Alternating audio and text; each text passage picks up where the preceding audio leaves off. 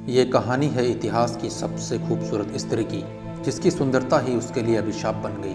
कैसे वह स्त्री अपने महल, सारी धन दौलत, शानो शौकत को छोड़कर बुद्ध के वश में हुई। नाम था आम्रपाली।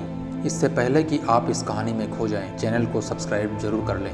आम्रपाली को इतिहास की सबसे खूबसूरत महिला कहा जाता है। आम्रपाली की खूबसूरती की तुलना किसी भी चीज़ से नहीं की जा सकती है, लेकिन आम्रपाली की खूबसूरती ही उसके दुर्भाग्य की सबसे बड़ी वजह बनी। आम्रपाली को बहुत ही कम उम्र में राज्य के आदेश से वेश्या बनना पड़ा।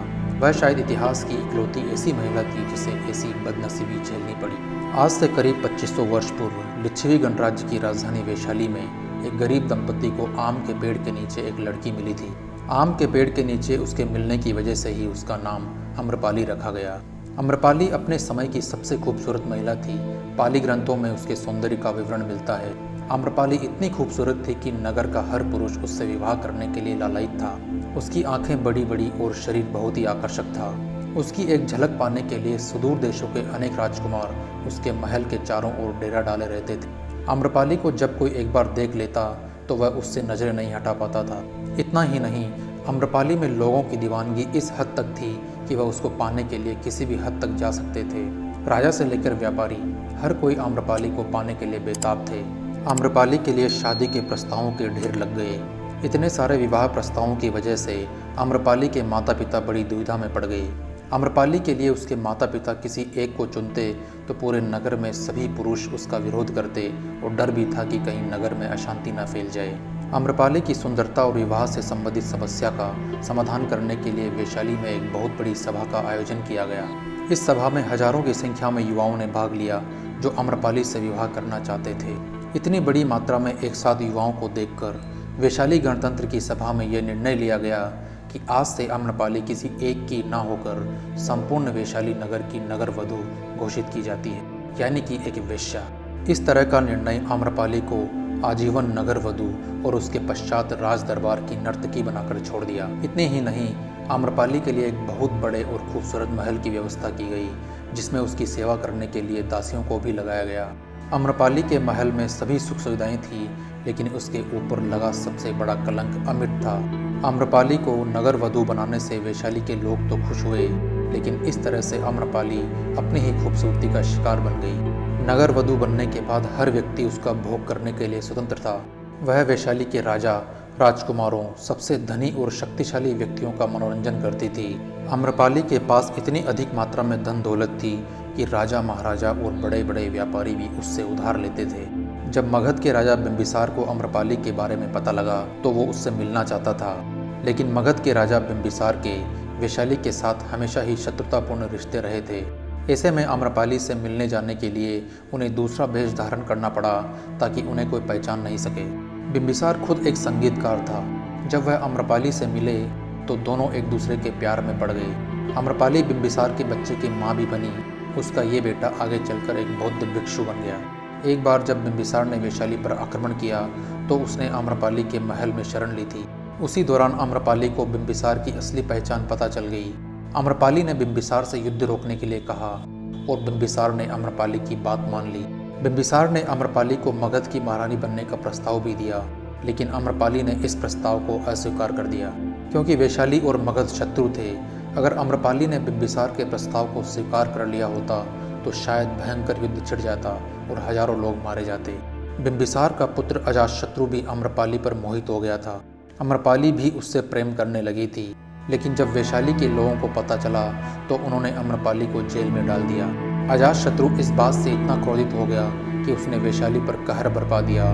कई लोगों की जान चली गई। आम्रपाली इस नरसंहार से दुखी हो गई। वह अपने राज्य वैशाली की कीमत पर अपने प्रेम को नहीं पाना चाहती थी, इसलिए उसने अजातशत्रु से प्रेम संबंध तोड़ लिए। कहते हैं कि संतों के संपर्क में आने से बुरा इंसान भी अच्छा बन जाता है। आम्रपाली के साथ भी ऐसा ही हुआ। एक बार महात्मा बुद्ध अपने शिष्यों के साथ घूमते हुए वैशाली नगर में पहुंच गए। महात्मा बुद्ध के आने की खबर पूरे नगर में फैल गई। उनके दर्शन करने के लिए नगर के आम लोगों के साथ बड़े बड़े श्रेष्ठ जन भी आए।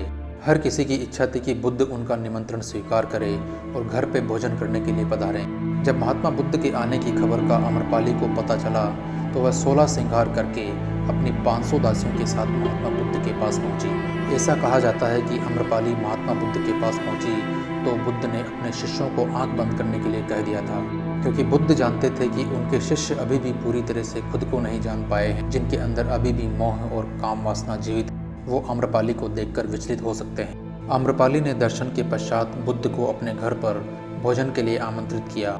उसने इतने प्रेम भाव से बुद्ध से विनती करी कि बुद्ध मना नहीं कर सके। जब उनके शिष्यों को यह बात पता चली कि महात्मा बुद्ध ने एक वेश्या का निमंत्रण स्वीकार कर लिया है, तो सब ने इसका विरोध किया। उनके शिष्य बोले, आप एक वेश्या का निमंत्रण कैसे स्वीकार कर सकते हैं? समाज में क्या संदेश जाएगा?